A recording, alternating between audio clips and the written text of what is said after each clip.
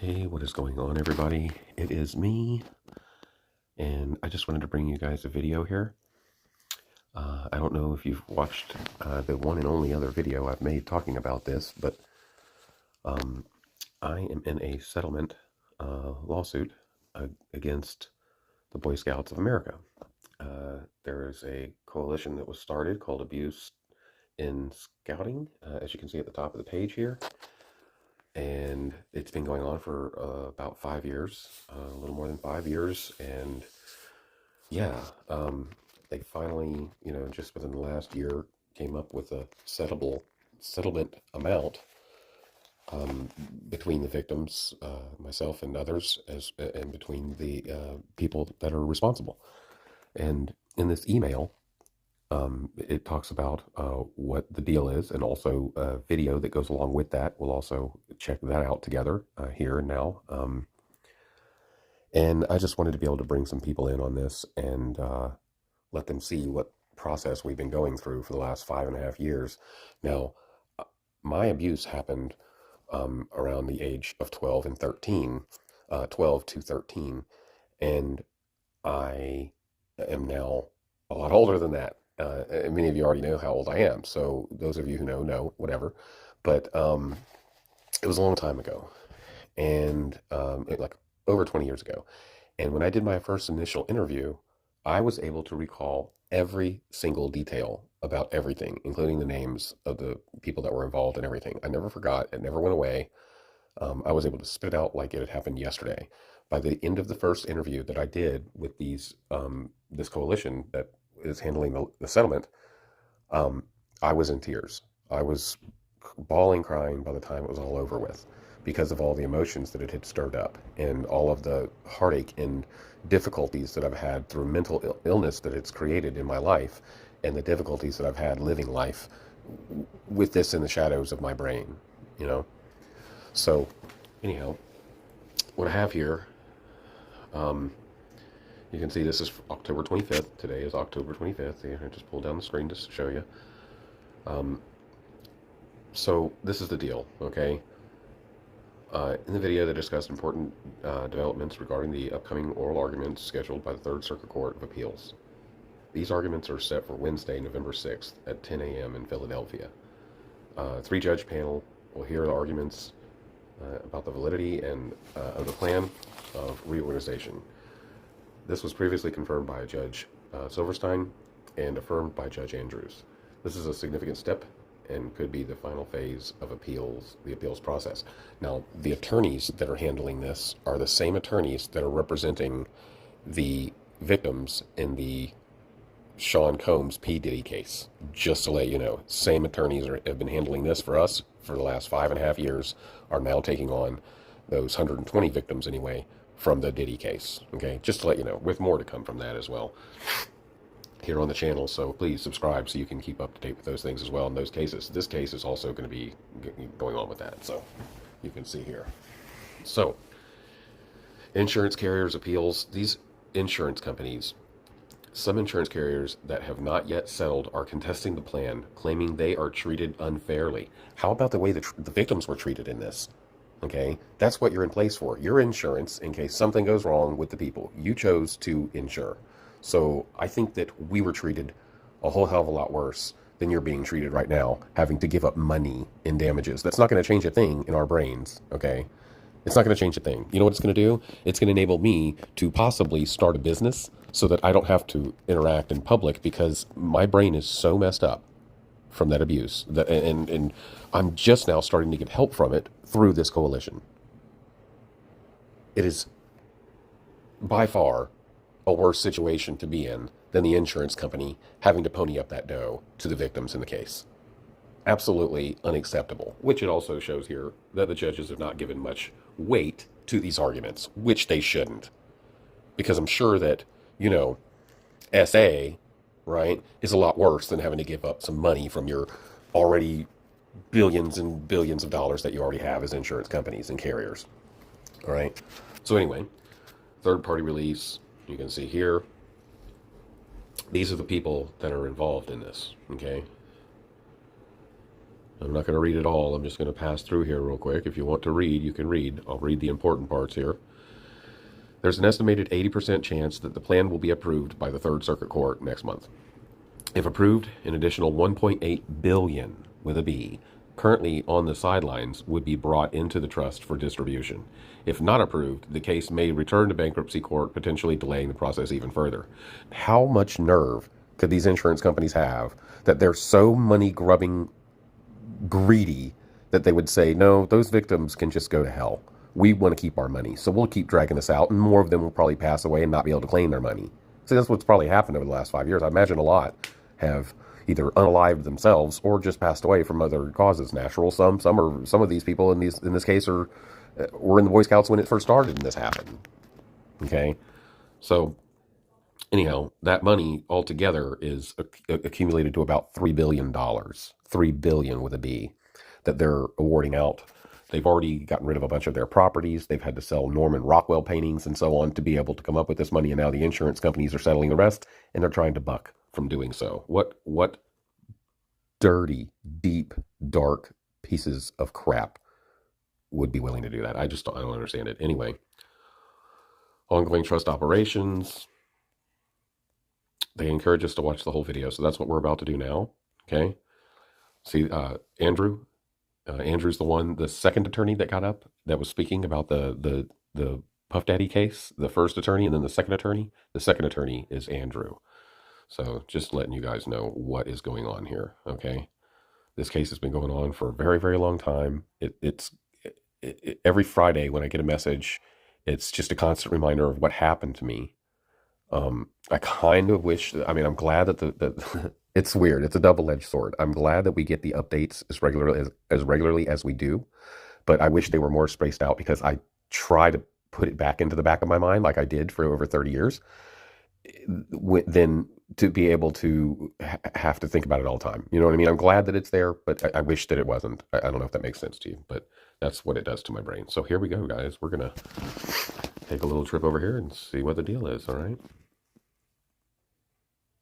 All right. Okay.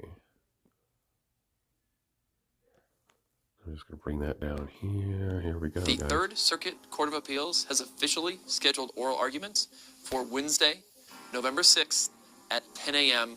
in Philadelphia.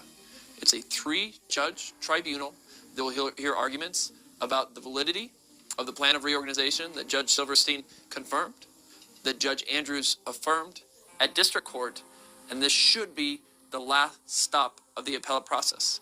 At issue on Wednesday, November 6th, is 1, the insurance carriers that have not yet settled and their overall feeling in their cries of how they are treated unfairly under the plan.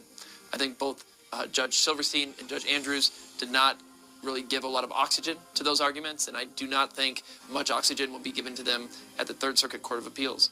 Of greater importance, and I think of greater... They certainly shouldn't be.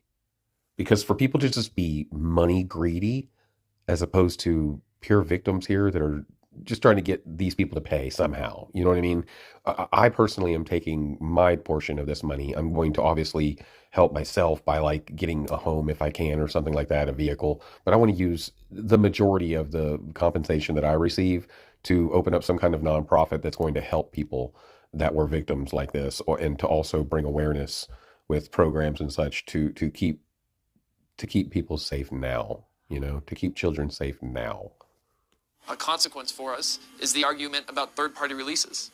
If you remember, this was the issue that came up in Purdue Pharma, right? It was Purdue Pharma bankruptcy and the Sackler family, and whether the Sackler family could get a release of liability if they paid in a certain sum of money, even though they, as individuals, hadn't filed for bankruptcy.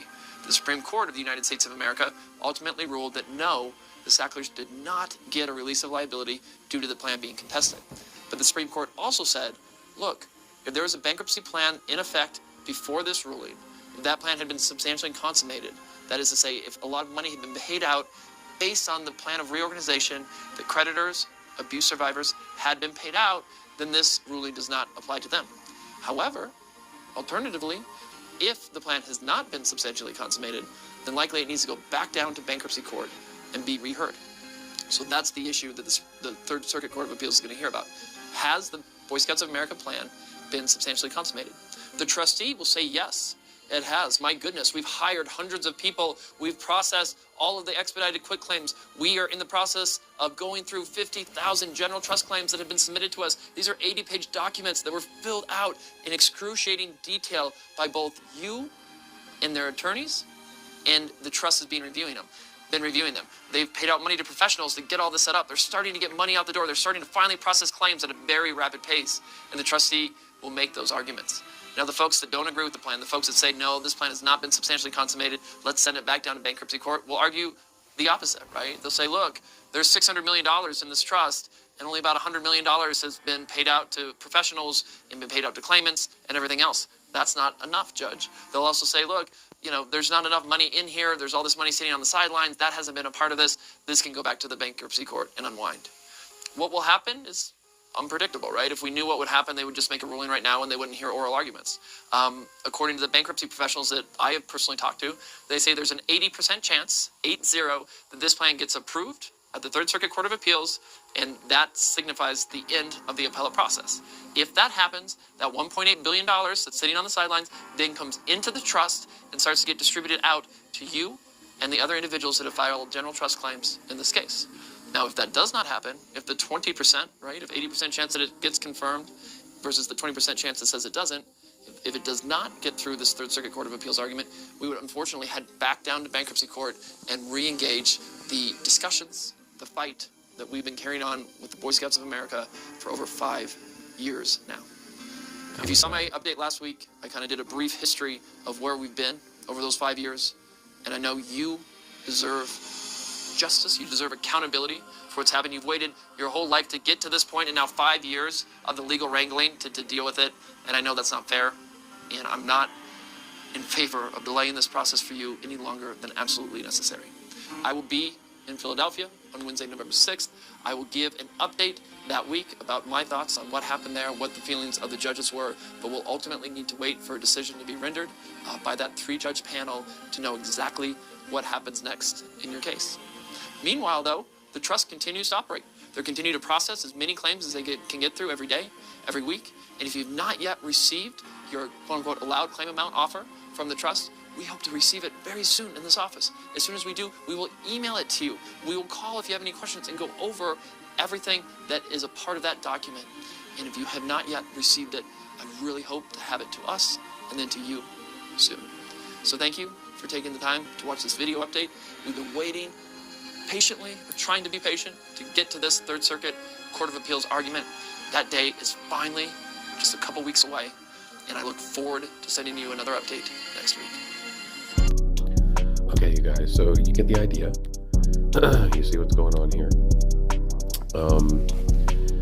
They are trying as quick as they can to get everything done. There is a lot of people in the suit, but my biggest worry at this point is that this case may take a back burner to this Diddy case. I don't know why it would, because there's billions of dollars at stake here in this case, but I guess it's just paranoia from, trust issues that I have, part of that psychosis, that's formed from being abused and not receiving proper care and help for that for so many years.